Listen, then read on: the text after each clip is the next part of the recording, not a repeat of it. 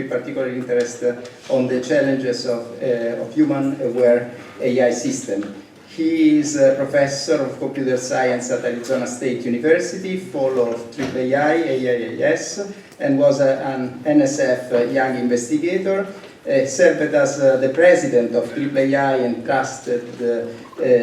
trustee of Ichigai, received many awards, was program chair of many conferences, and he also recently served on the board of the Direction of Partnership on AI, an international consortium establishing ethical standards and best practices for the use of AI. So it's a pleasure today to hear the talk by Professor Kamambati that is about explainable planning for human-robot collaboration.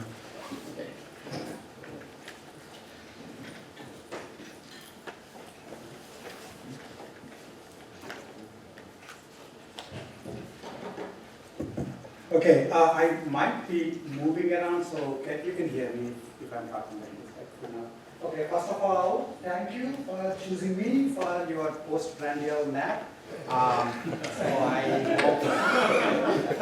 hope I do my best to deal with your expectations. So I am going to be talking about explainable planning for human-robot collaboration, as was mentioned. So I basically was a lot more of a normal planning guy. I used to care about a single agent working in an environment which are significant, as you can consider that environments becoming more and more complex in terms of deterministic versus stochastic versus accessibility, etc. We looked at different ways of doing plan generation in these kinds of scenarios. So, for example, we worked on basically classical metric temporal planning and stochastic planning. We worked also on different types of optimization metrics for planning and how that changes the search for that. I also looked at how if we in planning obviously assume that there are models available to do our planning, and so if the models are actually not full but rather approximate or shallow, how does that change the way planning is supposed to be done? So this is the kind of thing that I was looking at. So of course, other than this AIJ paper in 2017, which, as you know, journals will take their own sweet time before publishing. So mostly this is the kind of thing I was doing, about 5-6 years back. So these are some of the planners. There's a SAPA, there's POND, and so on. There's FFR. So what happened was I started having a midlife crisis, and the midlife crisis essentially, normally when people have a midlife crisis, they find God. They buy like a car. They have a fling. I found other agents. This is not to worry my wife or anything. The kind of agents I found were mostly human agents working with AI systems. So I suddenly got interested in trying to figure out how to make AI systems, in particular planners, which is the kind of thing that I'm most interested in. How do they work with human agents in the loop? So in fact, we all know that there's a tremendous amount of hype about AI, and the kind of the hype and the advertisements that really caught my attention are the kinds like this, where essentially AI is helping an old lady cross the street. It plays with kids, cooks food, hangs around, sells drama. In case you're wondering how come I didn't see this, of course because this is fake news. We don't typically spend that much time thinking about AI systems working with humans. We are a lot more impacted by AI systems taking over and killing everybody. That's certainly a lot more interesting stuff to talk about. So I started thinking about what's the reason to some extent the work on AI and human interaction has not gotten that much mainstream attention in AI. And so one of the things I did, a couple of years back when I was the program chair for Ichigai, one of the special themes for that is human-aware AI. And in fact, the tagline for that was, why intentionally design a dystopian future and spend time being all paranoid about it. So you want to have AI systems done such that they will start working with humans in the loop to begin with. So there was a IEEE 18 special track on human AI collaboration that also sort of was instrumental to some extent. And then I think it was mentioned that I was on the board of Partnership for AI, and I convinced one of the things that agency looks at, one of the things that agency looks at is these collaborations between people and AI systems, which is one of the 7 thematic pillars of the area. So that's one of the things that we were able to give them prominence. And of course, there's a bunch of things that I was happy to see at the national level, at least in US. This was a JSON report on giving recommendations to the DoD, saying that in fact one of the recommendations was that you should start looking at human-aware AI systems. This one was the Obama White House thing, which basically again said that we should be looking at human-aware AI challenges. And then, of course, most recently, this is the current White House, and they came out with a set of 8 strategies for AI, and you'll notice the second one is developing effective methods for human-AI collaboration. So this is some of the things that I've sort of tried to convince other people. I'm not sure whether I was instrumental or not, but certainly we had fun time going to White House trying to convince them. And I also spent some time trying to evangelize what interest in this. 2 years back, I believe, actually last year, I gave a IEEE presidential address on challenges of human-aware AI systems. That was a more general talk on what are the types of challenges that any kind of AI system, not just planning systems, should be looking at, from a research perspective. So one of the things that I was saying in that talk, and also I think it's worthwhile keeping in mind, especially for this community, is that for the longest time in AI, we considered letting humans to be in the loop to be some sort of a cheating. Because in fact, if you remember the mixed initiative planning, those of you who are old enough might remember mixed initiative planning, it used to be humans and planners working together. Except it was humans being used as a crutch by the planners. The humans basically apparently have no life, so they will go into the open list of the star search algorithm guiding the planner and say, no, let's rearrange these nodes such that you will have a faster planning algorithm. This is nonsensical human-aware AI. This is AI-aware humans, right? And so there is this negative thing involved with humans being in the loop. Also, there was also many of these issues, such as if the human is there, maybe they wind up doing all the problem, and there is nothing left for the automated system to work on. And so, one of the things to keep in mind, actually, is to see that we have the brains we have, evolutionarily, we have the brains we have, not to run away from the lions and tigers, but to actually deal with each other. It's been said that the brain size started increasing because of the social interactions, and we are the social animals. So that's a good way of looking at it, and that in fact, bringing humans into the loop broadens the scope of AI systems, rather than sort of makes that somehow lose the original holy grail. So these are some of the things that I was trying to push there. I don't know if some of you might be actually familiar with this. This is the salient test, which essentially is given to little kids to see when they actually start having an idea that the other people have a model of the mind of you. Okay, so for example here, Sally comes in, Sally puts the ball in the yellow box, and Sally goes away, and then Anne comes, the question, so basically, so Sally puts the ball in this basket, and then Anne comes in, and then she moves the ball away. The question is, when Sally comes back in, which box would she look for her ball? This is late in the, and this is right after lunch. I'm sure you're somewhat slow, but I hope you are not flummoxed by this. The interesting thing is little kids are actually, if you ask Sally and test for 3-year-old bringing in 40-year-old kids, they have trouble answering this. They're actually trying to say that Sally will look for the ball in the gray box because they are looking at this whole picture. They say they know where the ball is, so everybody should know.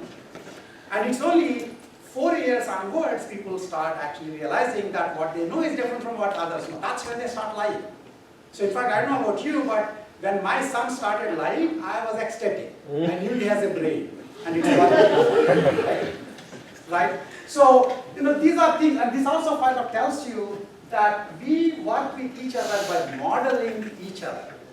Okay, so modeling winds up becoming very important. Mental models wind up becoming very important. And I don't know if you don't remember that, and some of you are young enough probably to have seen The Friends, and there's this amazing show, you should see this, they say, he be saying, they don't know that we know that they know we know. You have to see this episode. We completely manipulate each other's mental models and beliefs, and that's how we live, both for cooperation and for competition. And if you want AI systems to work with us, even to just cooperative ways, you have to have the ability for them to reason with other people's models, mental models. So that gets me to this talk, which is what does it take for an AI agent, in particular for us, a planning system, to show explainable behavior in the presence of human agents. That's my talk. And my answer is just in this slide, that to synthesize explainable behavior, AI agents need to go beyond planning with their own models of the world, which is what all the planning systems do. They have a model of the world and they generate plans. But they also have to take into account the mental model of the human in the loop. Okay, that means now you're trying to do planning, not just with respect to your model, but also with respect to the other person's model. Okay, so this is sort of a multi-model planning, and the mental model here is not just the goals and capabilities of the humans in the loop, but also includes humans' model of the AI agent's capabilities. So I, the AI agent, need to have a sense of what you think are my capabilities. And that winds up actually being extremely important in me showing behavior that is comprehensible to you. If, for example, you don't think I have the ability to levitate, and if I start levitating now, you would be surprised. Okay, it's not because you didn't see anything levitating, it's just that you didn't think I have that ability.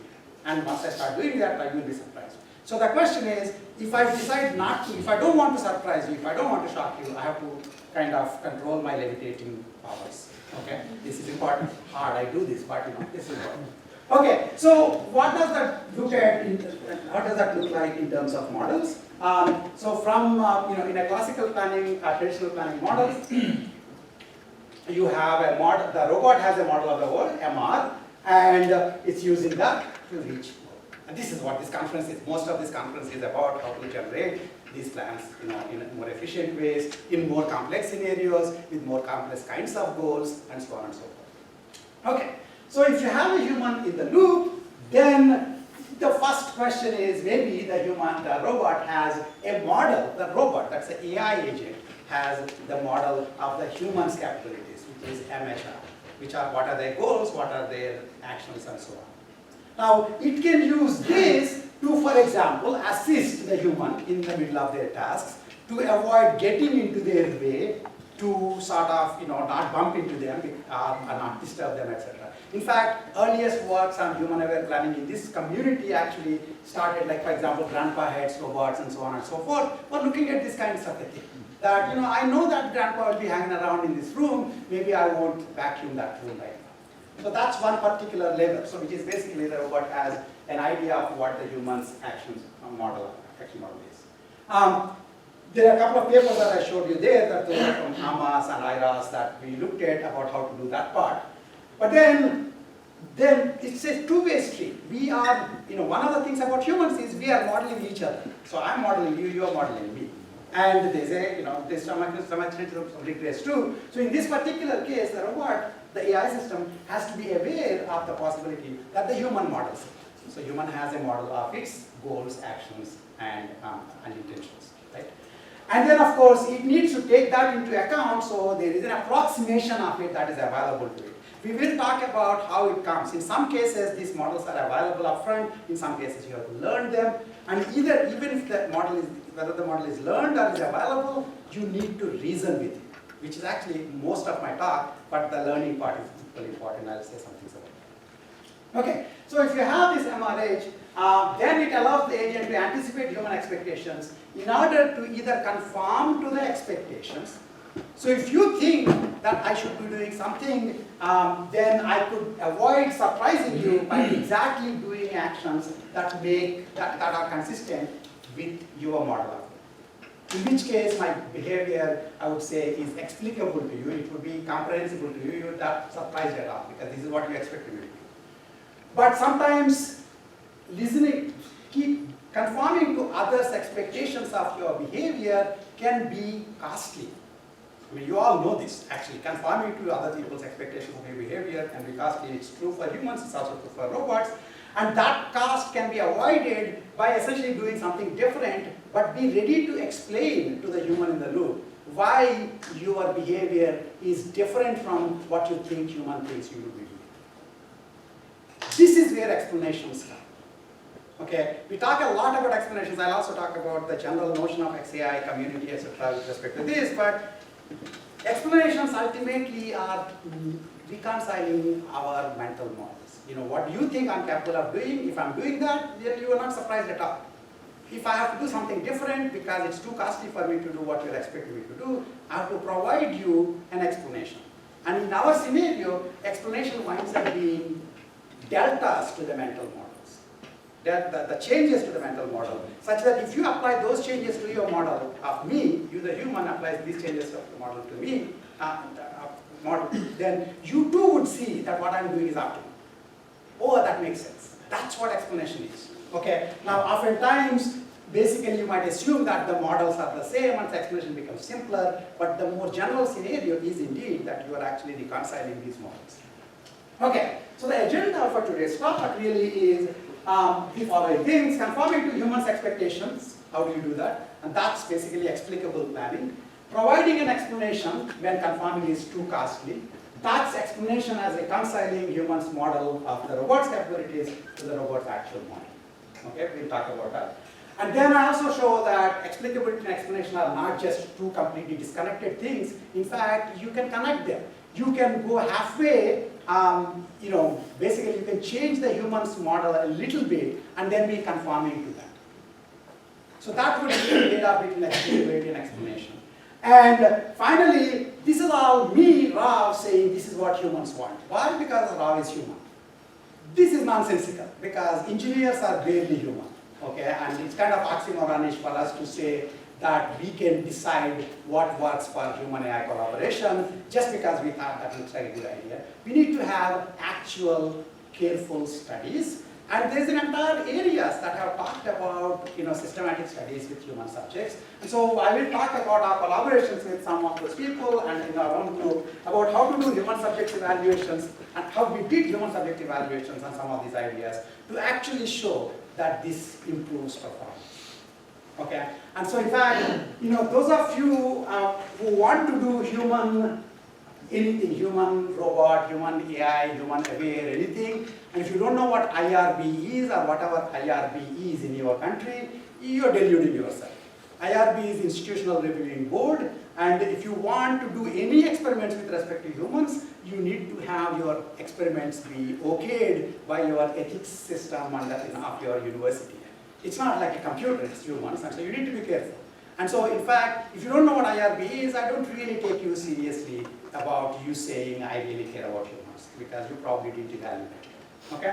And then finally, actually this is just sort of the easier piece to explain because this is sort of more mature work, but it turns out that we have now set up a cottage industry of sorts where there are many, many extensions from this basic framework of explicability and explanation.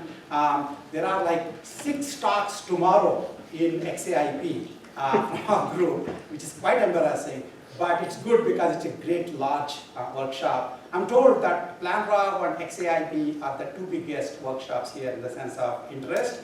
So, ever the sucker for popular fads, I combined both in my title to have some robots and some extensions. Okay. But anyway, so I'll talk to you about variety of extensions we are doing, including the stuff that you will hear more of tomorrow. I'll sort of tell you what you could hear if you want to go and listen to them. And also there are 3 papers in each guy and a bunch of other things that are going on. And there's 2 papers also in the main conference. So I will, that small bullet is about a whole bunch of other things that are going on. So, now, what are our use cases? We're talking about robots and humans, what sort of things that are used to actually evaluate these things. So, there are 2 kinds of demos, the 2 kinds of evaluation scenarios we look at. One is this sort of a urban search and rescue scenario, so human-robot collaboration, which is more the point of this talk. And the other that I have looked at actually is human-planner interaction, where planning is in a software system. In fact, many of the things, if you have a system which is trying to assist you, and it doesn't have a good model of what you are trying to do, it will wind up giving useless suggestions. And so many of the issues of providing useful assistance to a human who's trying to actually do mission plans, and in fact we have a project with NASA on this, is essentially wind up being very similar issues. And so these are the 2 kinds of things that we look at. I should mention that mostly I'm talking about my students' work, and those are the guys here in there, and in particular, Tabhagata, I'm not sure if he's here, he's probably busy making his talk up. He has like a couple of talks in the conference.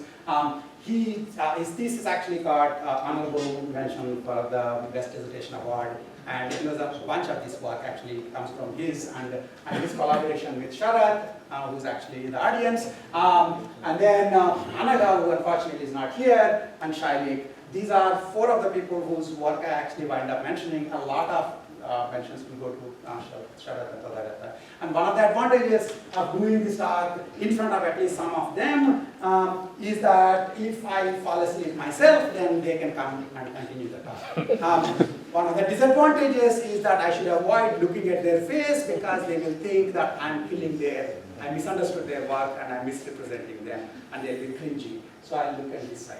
Okay. But anyway, that's the people who have done that work. So let's get back to the original direction. So I want to start talking about explicability and explanations. So teaming requires modeling the human's model of you. That means you need to have an approximation of MRH. And the question is, if you do have the approximation of MRH, then how would you use that to make your behavior be explicable? The idea would then be that the plan that you're making should actually be optimal in MRH, not just in MR, but also in MRH. If it is also optimal in MRH, then you don't need to explain to the human why you did what you did. Okay? So that's the basic idea. So the robot's task model may be different from the human's expectation of it. A consequence of that is that plans that are optimal to the robot may not actually meet the human expectation. And so that would lead to inexplicable plans. Why did you do this? I expected you to do something else. Now the robot will have 2 options. One is explicable planning, which is sacrifice optimality in its own model just to be explicable to the human. So that you just become optimal with respect to MRH, no longer optimal with respect to your model. Okay, being optimal in 2 completely different models is always a fluke. It's not likely to happen. So the question is, you have to pick. Either are you going to be optimal with respect to your model or with respect to the human's model. And if you are optimal with respect to the human's model, then you are doing explicable planning. If you decide to be optimal with respect to your model, then you are aware that it's actually going to be different from what the human is expecting. Right? Then you should be ready to provide an explanation. And that explanation will be showing the deltas between the models, that the models, the changes that the human has to do to their model, such that they too will see that the plan you have is actually optimal for the problem. Now, I've been talking about models. To some extent, this room, I don't have to be, you're probably already assuming in the back of your head that the models are some kind of action, pretension, effect models. So in fact, I will focus on PDL style models, although later on I'll talk about the fact that most of these techniques can also be used for other kinds of, formalisms like MDPs and so on. Okay. But so for now, let's assume that the robot has a model for this particular task. Let's say there's a move task, move, tuck, and crouch. and the human has a version of this. The difference is that the human did not have these red pieces. So they have a different version of the actual model. Because of which what happens, so in this particular case, just to give you a story, so this is a fetch robot, and in fact you see the poor fetch robot fell down and cracked its skull. And this happened in our lab. It turns out that if the fetch is actually fully extended, fully, and then, holding its hand and then moves, then it falls out of its center of gravity. Sorry. So if you ask the robot to go from place to place, rather than just go directly, it'll do this huge song and dance sequence, which is slowly, it has to do this song and dance sequence, which is slowly lower itself and tuck its hand below, and then go. If you didn't know the story I told you, you'd be thinking, what sort of a silly robot is this? I just asked it to go from A to B, why is it doing all this other song and dance sequence? So that's kind of the example we'll use to kind of talk about how to do explicable versus explanation. In this particular case, if in fact it tries to be explicable to the wrong model, then this is what happens to it. I did tell you that plans can be inoptimal if you are only using to attributes. Okay, so keep that in mind. So this is the kind of problems we'll be looking at. So in the case of explicability, the idea is not only you want to come up with a plan. I mean, I'm assuming that you know about planners and generation of plans. These like apps, otherwise I'm in trouble. So you have the robot has to come up with a plan pi for its initial goal state combination that is actually executable in the robot's model. It better be, right? Because if it's not even executable, then you're just telling your boss what the boss wants to hear when it actually can't even be done. So you need to be able to executable. So it needs to be done, and its cost in the human's model is actually close to the optimal cost. Do you see what I'm saying? So that's why I put an approximation. So the cost of the plan that you made with respect to the human's model is the cost of optimal plan in the human's model. So that's what you're actually trying to do. So to some extent, what you have to do is make actually a plan that works here, but it's also executable. That's the simplest way of thinking about it. So I'll look at this example with the search and rescue kind of scenario. This was, of course, a sort of a setup in the 5th floor of our building in computer science in Azure University. And so essentially, there's a robot and there's an external agent, a human agent, who's actually looking at what's going on with the robot. And there is a specific goal for the robot. For example, it has to go to a particular point. And in the beginning, both of them are basically aware of the model of the environment. So this is the map that's given to both of them. So this is one place where you know that the models basically are actually given as part of the problem. And then of course the robot will realize as it goes around and it does more observations, if there's rubble and certain paths are impossible, then it knows that it cannot actually go through them. And it also knows that the human thinks that the path actually is passable, because that was what the original model said. So that's how basically it has two models that it needs to reason. Okay, so let's see if this works actually. Yeah, it should work.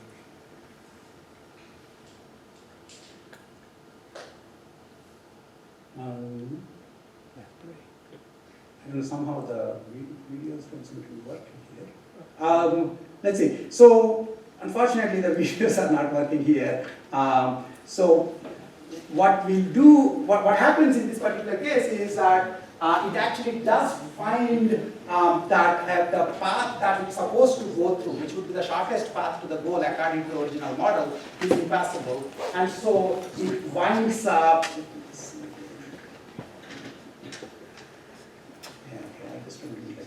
It winds up basically.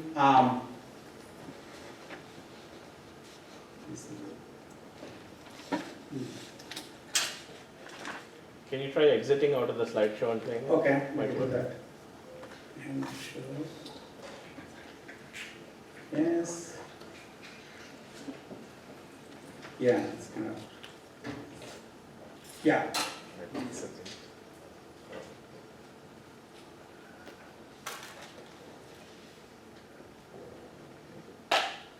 Okay, there are enough.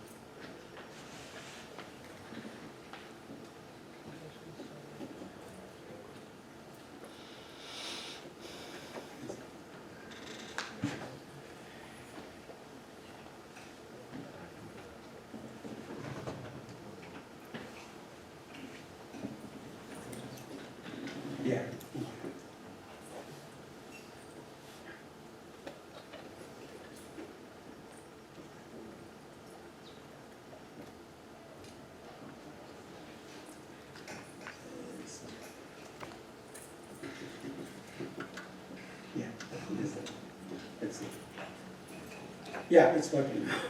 Hopefully it's at least moving. Yeah, okay. So it basically does have like an obstacle there. We made it carefully there. That obstacle makes that particular path, which should have been the optimal path, no longer passable. So it has two options. One is remove the obstacle. So in this particular case, it did this funny thing of removing the obstacle, clearing the path, and going through that path, just so that it wound up taking the path that the human expects it to take, because it realizes that the human has the original map model. As much as it might look somewhat funny, please understand that if in fact that there is only two places and only one place the human is waiting for the rendezvous, you have to get through it. If you don't have communication, that's the way to do that. Okay, so in this particular case, to do this explicability, basically the optimality metric now for the planner is the cost of the plan, of course, with respect to the robot's model, plus the distance of that plan from the plan that the human would have expected the robot. That's a good way of looking at it. So if in fact what you're doing is very close to the behavior that the human is expecting, then there will be less of a confusion, so it will be explicable. So one idea for doing this is to directly estimate these distances. And so if you do this estimation directly, you can actually talk about plan distance measures, some of which have been developed in our planning literature, in planning and so on. So you could use the distance measures to, during the search, figure out how close your plan would be for the plan that the human would expect you to have, and use that to push the search towards a plan that's closer to the human's plan. In fact, there is a paper on that. That was our kind of the first idea many years back, and it actually showed up in AMAS this year as an experimental abstract. There is obviously a slightly better idea, which is basically try to estimate the distances not explicitly but implicitly. And the way we do that is, if you don't have the human's plan directly available to you, then you can learn what human likes in the behavior, what kind of behaviors humans like. So you get the preference metric and use that. So basically what we wind up doing in that particular case is we use a set of traces and show it to humans beforehand to see which pieces of the behavior are reasonable to you, which are not. Okay, so this is a labeling process, and from that you can try to learn a labeling function which can then label a partial or a complete new behavior in terms of how good it would be seen by the human. Okay, and this is what actually we wound up doing in a paper that was in ICRA 2017. So essentially you are sort of learning not the model directly, but a labeling function. This is something actually that comes up again later on in the talk, and again you'll hear about it tomorrow too. It can be done for other scenarios too. But this is a way in which you are aware of the model, but you are not explicitly learning the model. So it's sort of model free in some sense.